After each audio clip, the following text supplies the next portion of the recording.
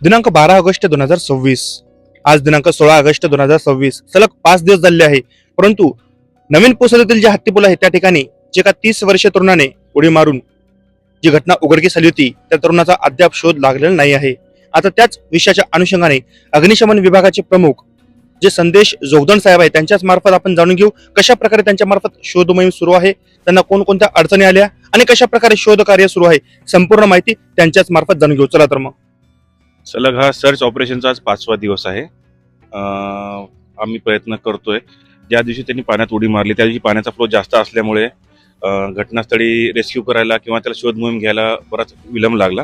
त्यानंतर आम्ही आपदा मित्र पुसदचे आणि नंतर आम्ही यवतमाळ जिल्ह्याच्या आपत्ती व्यवस्थापनाच्या टीमला पाचारण केलं होतं. त्यांनी बोट घेऊन सदरील परिसर हा इथल्या साईडचा तिथं सर्च ऑपरेशन राबवलं, तरी पण काय त्यांचा पत्ता लागला नाही. मग कालच्या पिरियडमध्ये येस्टरडे आम्ही एक JCB बोलवलाय आणि ते ज्या पात्रात अडकलं आहे तिथं भीती व्यक्त केली जात आहे त्या नदीचं पात्र आम्ही डायव्हर्ट करतोय, ज्याच्याकडून पाण्याचा फ्लो कमी होईल किंवा आमची शोध मोहीम यशस्वीरित्या पार पडेल किंवा ते डेड बॉडीचा आम्हाला पत्ता लागेल.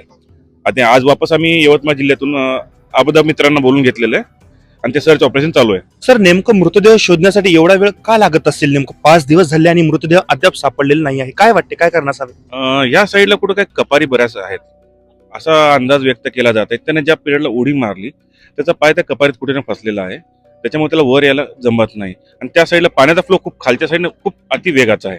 मे बी त्यामुळे असं होऊ शकतं की बॉडी वर येण्यासाठी त्रास होत आहे.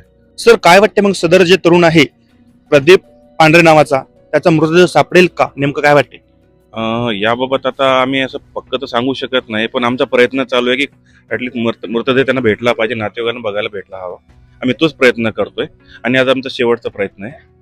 बघू, बॉडी जर हातात लागली तर आम्ही काय करू. सदर विषयाच्या अनुषंगाने लवकरच आपण आणखी अपडेट घेऊन येतो. बघत राहा द टाइम्स ऑफ पुसद. धन्यवाद.